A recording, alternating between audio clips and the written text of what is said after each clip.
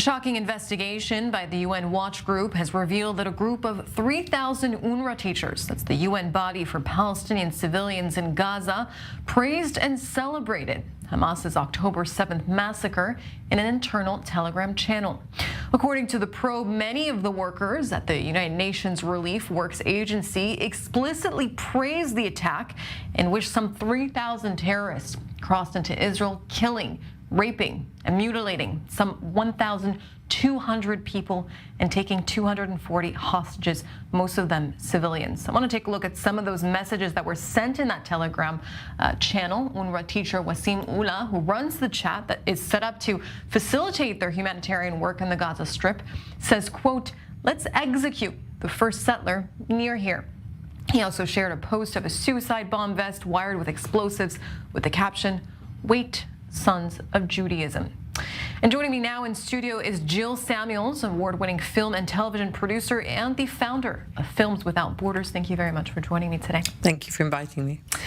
Now, before we discuss the work that you've been doing, I want to discuss with you a little bit this probe on these UNRWA teachers. We're seeing yet another example of how UNRWA's workers there on the ground are supporting Hamas.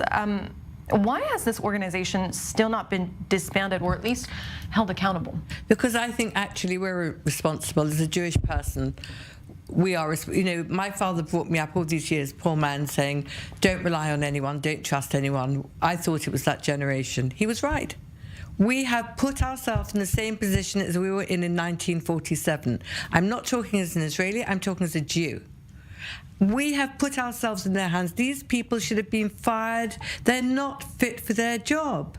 I think every embassy listen to this, because it's going to happen to you. They didn't care because they were when all these hostages took place. They didn't care that there were Muslims there. They didn't probably think. They didn't care that there were Druze, every religion there, every race, but by association with Israel, no one took any notice, and they didn't take notice. So this is not surprising me. For years we've been hearing about children's books and UNRWA and all of this. It's a club. And I'm telling you, they shouldn't be allowed to travel anywhere, these people. They should be arrested. Everyone who's made these comments should be arrested. Stay down from work. Government, stop feeding these people with money. It's absolutely irresponsible. And it's a total and utter disgrace. I want to turn back to October 7th with you. Now, you've been collecting materials from witnesses of the sexual violence that Hamas inflicted on Israeli women and also foreign women on that day, and as well as captives. Tell me a little bit about some of the evidence that you've collected and why you decided to take this enormous task upon yourself. Well, I was here on the 7th of October, and it was so horrific, as it was for everyone. I still don't think I've processed it, to be quite honest. And I was looking at these pictures. It was just horrific. I mean, it was horrific and terrible. And the UN, who are my thing at the moment, because I'm so devastated with them, the UN Women that started in 2010 to protect people like every single woman, weren't there. And the more I could look and hear that women had their breasts cut off, they were shot in their vagina. And on top of this, they had to be humiliated. Their families had to be humiliated because the UN would not respond to letters from the Israeli ambassador to the UN in New York. 2 letters, photographs, probably because they were very busy tweeting each other. I mean, it's absolutely ridiculous. Sima Bahas, the head of the UN, was tweeting about Israel bombing a hospital, which wasn't even true. And then her sidekick, Sarah Douglas, who's the Deputy Chief of Peace and Security and Resilience at the UN, was ticking 150 things saying yes, yes, yes. How dare they? And I was so incensed. Someone's got to hear these stories. And I'm actually not doing it for a program. I might put them in a program. I want them in museums. I want them in Rwanda, in the Holocaust Museum. I want them in South Africa. This must never be forgotten. I'm so sorry these people had to go to America to prove their children or they had seen or been victim of rape. Where in the world are you raped? Then you have to fly hundreds and thousands of miles to prove this happened to you. Absolutely. Extraordinary.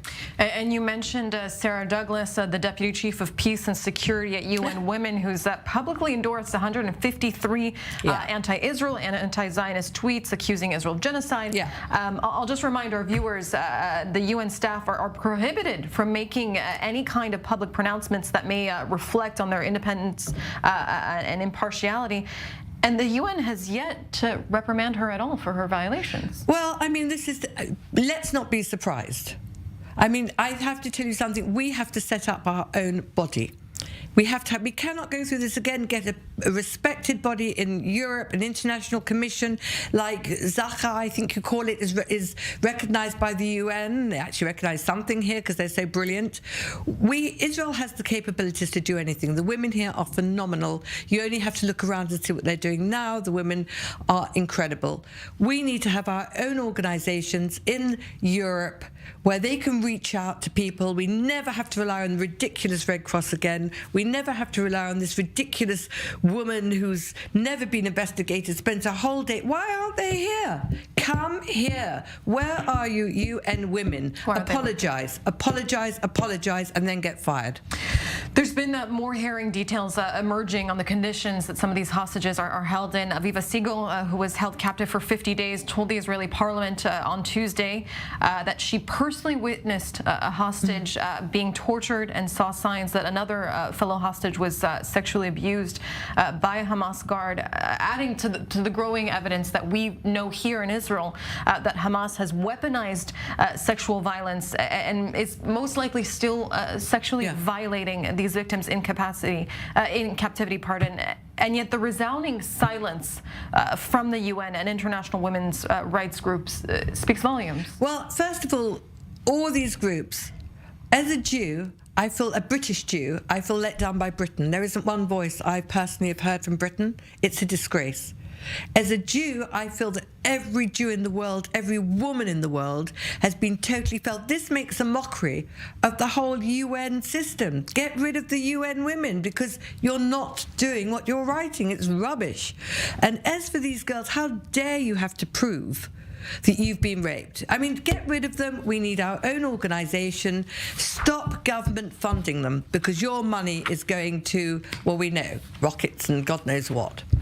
And as a British Jew, I just want to get your opinion on South Africa confirming that Jeremy Corbyn will be part of the ICJ case against Israel. Oh, that's such a surprise. I mean, Jeremy Corbyn will come to any club that doesn't like Israel or Jews. So, I mean, go on, Jeremy, go for it, you know, whatever. I mean, here is an apartheid country that has a record of apartheid.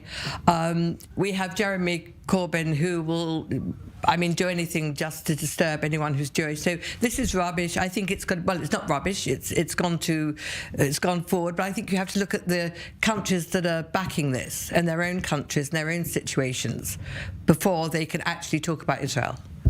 The UN Children's Agency, UNICEF, says there's no safe place for a child in Gaza right now and has warned that over 1.1 million children are threatened by intensifying conflict, malnutrition, and disease in the Strip. And yet the UN Children's Agency has made no mention of the Israeli child captives, including Kfir Bibas, who was kidnapped at the age of 10 months old, along with his 4-year-old brother, Ariel. Kfir just celebrated, so-called, his 1-year-old birthday in captivity. Why are we not hearing anything? Well, first of all, UNICEF, I've been in Ukraine with UNICEF. I was watching people being trafficked. I was phoning UNICEF for help. They weren't there. Press 1 to donate here, 2 to donate here, 3 to donate here. And it was the Israelis and the Jewish people who were helping people and trying to register them. There was no UN, no UNICEF at all. It was horrifying. Here, I can tell you what's happened here. It's a total and utter disgrace. They are basically on their website. They put, I phoned up and said, I'd like to donate to Israel. Oh, can we have your name? Can we record your thing? Yes, absolutely. They said, we have a Gaza-Israel appeal. I said, you can't do. No, we do. We have a Gaza-Israel appeal. I said, so if I give my money, who will it go to? Because I want it to go to Israel. No, it will go to medicines in this, that, and Rafah. And I said, but can I have medicines in Israel? No, that's the Israeli government. But if it gets much worse in Israel, I'm sure UNICEF will help out. Okay, you've had 1,200 murders, you've had rapes, you've had kidnapping, you have got young people, everyone, and they are telling me, if it gets, what's worse than this? I mean, this shows the standard of people working in these organizations. It's taken over a month for the UN envoy on sexual violence and conflict to come to Israel to hear the testimonies of the accounts of rape and sexual violence on Israeli women. With friends like these among the UN's top female leaders, I guess for me at least, it's no surprise that the group has been so quiet on sexual violence by Hamas, including rape, mutilation, and murder of Israeli women. But where do we go from here? I think I'll tell you where we go. We have this wonderful woman called Sheryl Sandberg, who is the CEO of Meta, and she's now resigned. She has an organization called Lean In, Shout Out.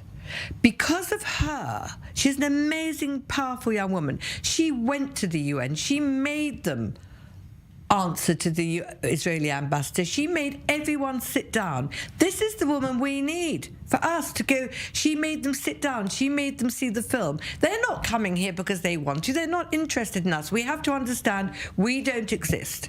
So get someone like Sheryl Sandberg, take the government's money from around the world, give it to Sheryl, who knows how to set up organizations, who knows how to train people around the world. She's mega respected.